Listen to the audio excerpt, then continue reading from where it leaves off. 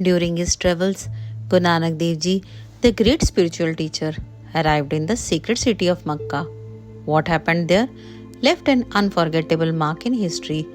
A revelation proved the omnipresence of God. Guru Nanak Dev Ji's journey to Mecca, a lesson on divine presence and good deeds. One day, Bhai Mardana humbly requested Guru Nanak Dev Ji, I have travelled with you through dense jungles, across mountains, peaks, and into desolate lands. In Islam, Mecca is considered a sacred place. Please take me there for a pilgrimage. Guru Nanak Dev Ji, honoring Bhai Mardana's wish, set off with him towards Mecca. Guru Nanak Dev Ji and Bhai Mardana walking alongside a group of pilgrims heading towards Mecca. On their way, they met other pilgrims who were discussing worldly matters. Guru Nanak Dev Ji gently advised, Bhai Mardana, those who embark on a pilgrimage should engage in the remembrance and praise of God. If their minds remain occupied with idle talk, their journey serves no purpose. Guru Nanak Dev Ji and Bhai Mardana stepping away from the group and continuing their journey while singing hymns. With God's praises on their lips, they arrived near Mecca, dressed in the traditional blue attire of pilgrims. Guru Nanak Dev Ji carried the book of his divine hymns under his arm. They entered the grand mosque, spent the entire day immersed in prayer, and at night they rested among the other pilgrims. In the early morning, Mullah Jivan, an Islamic scholar from India, was walking among the sleeping pilgrims. As Mullah Jivan passed by, his gaze fell upon Guru Nanak Dev Ji's feet, which were stretched towards the Kaaba, the sacred house of God. Mullah Jivan, in outrage, kicked Guru Nanak Dev Ji and shouted, You infidel, how dare you stretch your feet towards the house of God? Guru Nanak Dev Ji, wake up, yet remaining calm and composed, replied, Dear Mullah Ji, I apologize for my mistake, but please turn my feet in the direction where God does not reside. Mullah Jivan, still fuming, grabbing Guru Nanak Dev Ji's leg and forcefully turning them in the opposite direction. Guru Nanak Dev Ji calmly asked, Dear Mullah Ji, is God not present in this direction too?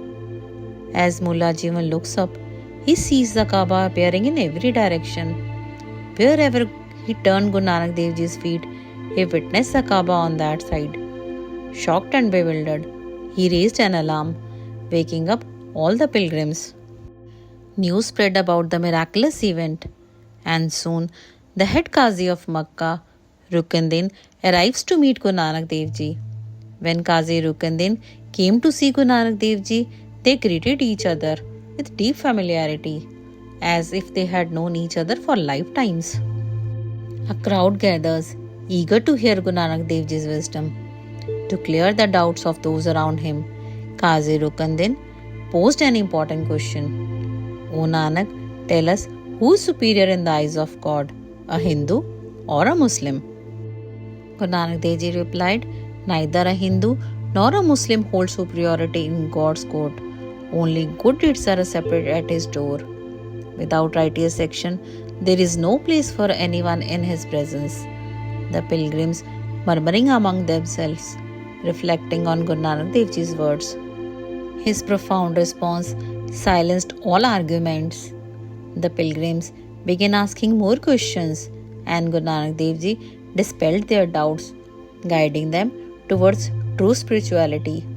As Guru Nanak Dev Ji prepares to leave for Medina, Qazi Rukunuddin humbly stepped forward and requested, O Holy One, before you leave, please grant us a memento of your presence in Mecca. Guru Nanak Dev Ji graciously took off his sandals and handed them to Qazi Rukunuddin. The Qazi received the sandal with reverence, tears in his eyes. He bowed and said, These sandals will forever remind us of the truth you have shared today. Guru Nanak Dev Ji and Bhai Mardana then walked towards their next destination, leaving behind a crowd of transformed hearts with message. God is omnipresent. He exists in all directions and places. True spirituality is beyond religion. It is about righteous actions and good deeds. Religious superiority means nothing in God's eyes. Only kindness and sincerity matters. A true devotee sees God everywhere, in all beings, and in all directions.